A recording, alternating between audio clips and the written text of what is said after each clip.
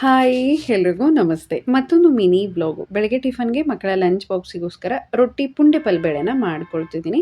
ಇನ್ನು ಇವತ್ತು ಮೊದಲು ಅಡುಗೆ ಕೆಲಸ, ಆಮೇಲೆ ಮಿಕ್ಕಿರೋ ಕೆಲಸಗಳನ್ನ ಮಾಡ್ಕೊಳ್ಳೋಣ ಅಂತ ಹೇಳಿ. ನಿನ್ನೆ ಮನೆ ಕ್ಲೀನ್ ಮಾಡ್ಕೊಂಡಿದ್ದೀನಿ. ಸ್ವಲ್ಪ ಬಟ್ಟೆ ಎಲ್ಲ ಇದೆ. ಇವತ್ತು ಆ ಕೆಲಸನೂ ಮುಗಿಸ್ಕೊಂಬಿಡೋಣ ಅಂತ ಹೇಳಿ ಪುಂಡೆ ಪಲ್ಬೇಳೆ ಮಾಡೋದಕ್ಕೆ 1-2 ಗ್ಲಾಸಷ್ಟು ನೀರಿಗೆ 1 ಕಪ್ಪಷ್ಟು ತೊಗರಿಬೇಳೆನ ತೊಳೆದು ಹಾಕ್ಕೊಂಡಿದ್ದೀನಿ.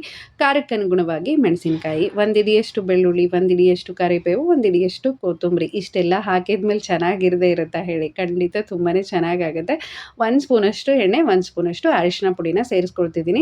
ಪುಂಡೆ ಪಲ್ಯನ ಸಪ್ರೇಟಾಗಿ ಕುದಿಸ್ಕೊಂಡು ಅದನ್ನು ಬಸಿದು ಆಮೇಲೆ ಬೇಳೆ ಜೊತೆ ಸೇರಿಸ್ಕೊಳ್ತೀನಿ. ಮಕ್ಳಿಗೂ ಮಧ್ಯಾಹ್ನ ಲಂಚಿಗೆ ಇದನ್ನೇ ಕೊಡೋದ್ರಿಂದ ತುಂಬ ಚೆನ್ನಾಗಿರುತ್ತೆ. ಇಲ್ಲಾಂದರೆ ಹುಳಿ ಆಗುತ್ತೆ ಅಂತ ಹೇಳ್ಬಿಟ್ಟು ಈ ಥರ ಮಾಡಿದಾಗ ಸಪ್ಪೆ ಆಗಿರುತ್ತೆ. ಮಕ್ಕಳು ಕೂಡ ತುಂಬಾ ಇಷ್ಟಪಟ್ಟು ತಿಂತಾರೆ ಅಂತ ಹೇಳ್ಬಿಟ್ಟು ಇದೇ ಥರ ಮಾಡ್ಕೊಳ್ತೀನಿ.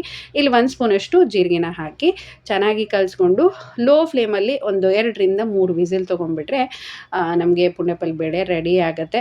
ಆಹಾರ ಔಷಧಿ ಅಂತ ಎಷ್ಟು ಜನ ನಂಬ್ತಿರೋ ಇಲ್ಲೋ ಗೊತ್ತಿಲ್ಲ. ನಾನು ಮಾತ್ರ ತುಂಬಾ ನಂಬ್ತೀನಿ. ಕೆಲವೊಂದು ಫುಡ್ಡನ್ನು ರೆಗ್ಯುಲರಾಗಿ ಕೊಡ್ತಾ ಬಂದುಬಿಟ್ರೆ ನಮ್ಮ ದೇಹದಲ್ಲಿ ಸಮಸ್ಯೆಗಳೇ ಇರಲ್ಲ.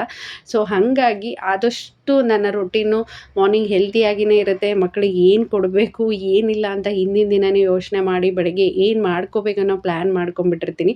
ಸೊ ಹಾಗಾಗಿ ಬೆಳಗ್ಗೆ ತುಂಬಾ ಈಸಿ ಆಗೋಗ್ಬಿಡುತ್ತೆ ನನಗೆ ಕೆಲಸ ಎಲ್ಲ. ಇನ್ನು ಮಕ್ಕಳ ಸ್ನ್ಯಾಕ್ಸಿಗೆ ನಾನಿಲ್ಲಿ ಡ್ರ್ಯಾಗನ್ ಕೊಡ್ತಿದ್ದೀನಿ. ಶಂಖಪುಷ್ಪದ ಹೂಗಳು ಸಿಕ್ಕಿತ್ತು. ನನಗೂ ಕೂಡ ಹೆಲ್ಪ್ ಆಯಿತು. 1 ಗ್ಲಾಸ್ ನೀರು ಕುಡಿಯೋಣ ಅಂತ ಹೇಳಿ.